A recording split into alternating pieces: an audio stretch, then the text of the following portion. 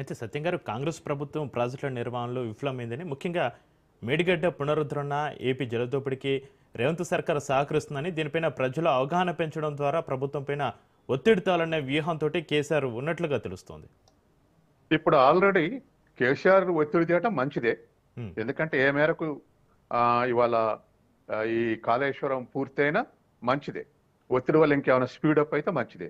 కానీ ఈపాటికే technical faults ఉన్నాయి కొన్ని. ఇప్పుడు ఎన్డిఎస్సి రిపోర్ట్ రావాలనుకున్నారు. తర్వాత మన ముఖర్జీ స్టేట్ అది రావాలనుకున్నారు.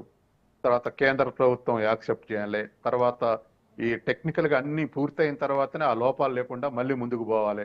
ఆ రిపోర్ట్స్ టెక్నికల్ రిపోర్ట్స్ రావాలన్నారు. ఇప్పుడు టెక్నికల్ రిపోర్ట్స్ కూడా ఇంకా కొన్ని మిగిలి ఉన్నాయి. రేపు ఎండాకాలం నది ఆగిపోతే నీటిపారుదల లేకుండా పోయినప్పుడు ఆ టెక్నికల్ ఏమేమి అంశాలు ఉన్నాయో ఇంకా సెర్చ్ చేయాల్సినటువంటి అవసరం ఉందని చెప్పేసి ఇవాళ మనకు వస్తున్నటువంటి వార్తలు. అట్లాగే ఆ తర్వాత దానికి కన్స్ట్రక్షన్ ఏజెన్సీస్ వాళ్ళ ఏవేవో ఎల్ఎన్టీ కానీ ఇంకా దాని పార్ట్నర్స్ కానీ ఏవేవి ఉన్నాయో అవే రిపేర్ చేయాలనేటువంటి వాదన. మొదట మాది కాదన్నారు, మాకు సర్టిఫికెట్ ఇచ్చారన్నారు. ఆ తర్వాత మంచిది మేమే చేస్తామన్నారు. ఈ విషయంలో రాష్ట్ర ప్రభుత్వం పట్టుదలగానే ఉంది. పర్టికులర్గా ఉత్తమ్ ఇంకా పట్టుదలగా ఉన్నారు. కాబట్టి ఇప్పుడు టెండర్స్ కూడా పోయారు. కాబట్టి ఇప్పుడున్నటువంటి పరిస్థితుల్లో వాటిని పూర్తి చేసుకుంటే నిలబడవు అనేటువంటిది కూడా గతంలో ఎన్డీఎస్ఏ ఒక స్టేట్మెంట్ ఇచ్చింది. ఇదే టెక్నాలజీ 3 బ్యారేజీల్లో వాడారు కాబట్టి భవిష్యత్తు గ్యారంటీ ఇవ్వలేము అన్నారు. వాళ్ళు అబ్సల్యూట్ టర్మ్లో ఇవి నిలబడవు అనలేదు, కానీ మూడిట్లో వాడిన కాళేశ్వరం అనే టెక్నాలజీ మిగతా 2 వాడారు.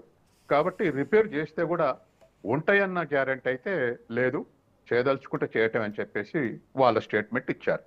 ఏదేమైనా మరి తెలంగాణకు ఎత్తిపోతలు తప్ప గ్రావిటీ ద్వారా నీళ్లు వచ్చేటువంటి అవకాశం లేదు. కాబట్టి ఎత్తిపోతలు అన్నప్పుడు సహజంగానే కాళేశ్వరం ఎత్తి తర్వాత అవి రిపేర్ చేయటం ఒకటి, ఇంకొంత కింద మేడిగడ్డని కొత్తగా బ్యారేజ్ నిర్మించడం, నిర్మించితే దాన్ని కూడా ఇవాళ ఎత్తిపోసి సక్సెస్ కావచ్చు అనేటువంటి ఆశలో దరిదాపు మరి అప్పుడు అనుకున్నటువంటిది ఏంటంటే 180 టీఎంసీలు ఎత్తిపోయొచ్చు కాళేశ్వరం నుంచి అనుకున్నారు.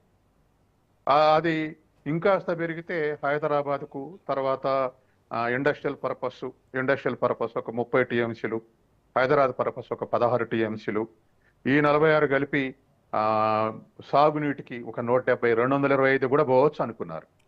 కానీ బ్యారేజ్ నిర్మించిన కాంచి కూడా ఎత్తిపోసింది సుమారు 200 టీఎంసీలు అటు ఇటుగా.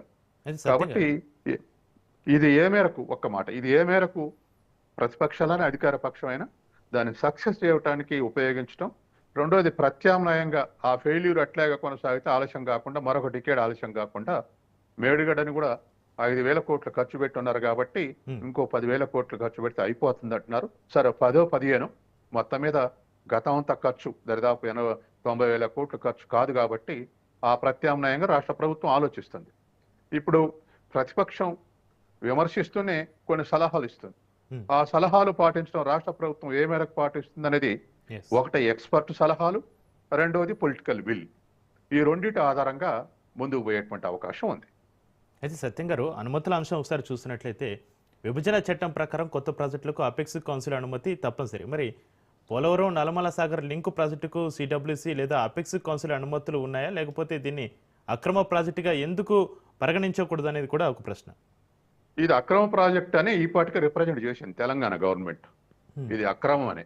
అప్పుడు బనకచర్లను ఎట్లా అక్రమం అనరో ఇప్పుడు కూడా అక్రమం అనే ఈ పాటికే నీటిపారుదల శాఖ రిప్రజెంట్ చేసి వచ్చింది. ఉత్తమ్ కుమార్ ఢిల్లీలో కలిసి కూడా వచ్చాడు అభ్యంతరం చెప్తూ. కాబట్టి ఏదేమైనా తెలంగాణ ప్రజల యొక్క పల్స్ చూసి ఆంధ్ర ప్రభుత్వం ఏమైనా వెనకకు దక్కుతుందా లేదని చూడాలి. అయితే చంద్రబాబు నాయుడు ఉండవలసిన దానికన్నా ఎక్కువ ఆదుర్దాలో ఉన్నాడు. ఏమిటి ఈ జలాలు వాడుకోవాలని. సహజంగానే కింద ఉన్నటువంటి వాళ్ళకు బ్యారేజీలు తోటి సమస్య తీరుతుంది. కానీ తెలంగాణ మాత్రం గ్రావిటీ ద్వారా లేదు కాబట్టి ఎత్తిపోయాలి కాబట్టి అనేక సమస్యలు ఎదుర్కొంటుంది. ఎటువైపు 2 నదుల వైపు కూడా. ఎందుకంటే పీఠభూమి కాబట్టి ఈ పరిస్థితి డిసడ్వాంటేజెస్ ఎదుర్కొంటుంది. ఏదేమైనా ఈ ప్రయత్నాలన్నీ కూడా రాజకీయ ఉద్యమాలు వాడుకుంటారు. ఏ విషయమైనా పొలిటిసైజ్ కాకుండా ఇవాళ రేపు ఉండదు. పొలిటిసైజ్ స్ట్రగుల్స్ నడుస్తుంటే ప్రజలు కూడా ఇవాళ అమాయకంగా లేరు. అందుకని ఏ మేరకు ఎవరికి ఉపయోగపడుతుంది, ఒక మాస్ మూవ్మెంట్గా మారుతుందా అంటే నాకు నమ్మకం లేదు. దీని మీదనే ఏదో ఎలక్షన్స్ పోతాం, దీని మీదనే ఒకరు గెలుచుడు ఒకరు ఓడిపోతాం జరుగుద్ది అంటే తెలంగాణ 2001లో ఉన్నటువంటి సిచ్యువేషన్ ఎవరు, ఇవాళ 2025 నాడు ఉన్నటువంటి సిచ్యువేషన్ వేరు. కాబట్టి కొంతమేరకు ప్రయత్నాలు జరుగుతున్నాయి. ఆ కేసీఆర్ ప్రయత్నం చేసిండు, ఇప్పుడు రేవంత్ రెడ్డి ప్రయత్నం చేస్తాడు. ఈ సక్సెస్ రేట్ ఏ మేరకు ఉంటుంది అనేటువంటి దాన్ని బట్టే ఇవాళ ప్రజలు నిర్ణయించుకునేటువంటి అవకాశం ఉంది. రైట్, థ్యాంక్ యూ సత్యం గారు. ఇది వాటి